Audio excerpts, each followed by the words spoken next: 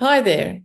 Today I want to talk to you about whether now that artificial intelligence seems to take over industries and organizations, does that mean that the business analyst will no longer be needed in the way that we've been needed in the past 10, 20 years? Do we need to get rid of our traditional business analysis principles and skills? Should we ditch the BABOK guide and should we just start from scratch and let AI do all the work?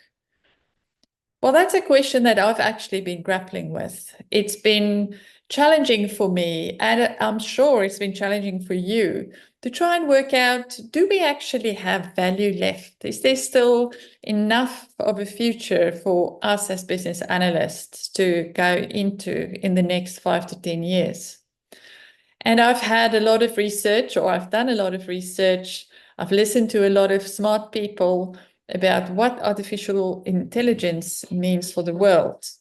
And whilst there are a lot of questions, and whilst there are a lot of things that we as a human race don't actually know in terms of what AI will become, in terms of the business analyst role and where we stand today, and potentially at least for another 5 years or so, probably longer, we as business analysts still have a lot of value to bring. And in fact, we have all those skills and all those traditional skills that we've been building on in the last few years as BAs, doing our ECBAs, our CCBAs, our CBAPs, our PBAs, all the different certifications and knowledge sources such as BABOK Guide and other knowledge sources and books still holds true. AI needs to be looked at as an assistant. Now, I'm not just talking about ChatGPT or Claude or any of those AI tools that helps us with writing documents and coming up with requirements. They are certainly going to play a big role in helping us be more efficient. And there's all these other great fun tools that we can learn to write better emails, do our requirement summaries, do all kinds of things for us that used to take us ages and lots of our time. So yes, there's a lot of AI that we can use now as our own personal assistants.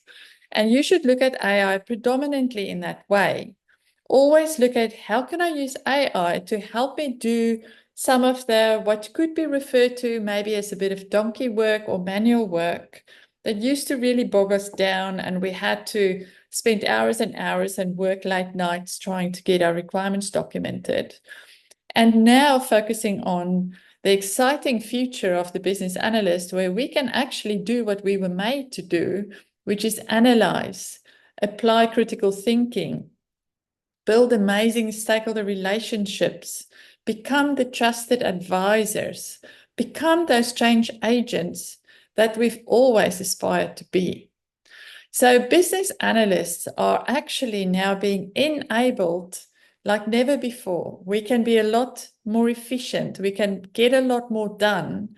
And not only that, we can get rid of a lot of the legwork and the manual tasks that was a bit of, slowing us down and taking a lot of our time, to really applying our critical thinking skills, becoming true problem solvers, becoming those trusted advisors to our stakeholders, becoming the go-to person for everything related to the business analysis aspects of all of these new projects.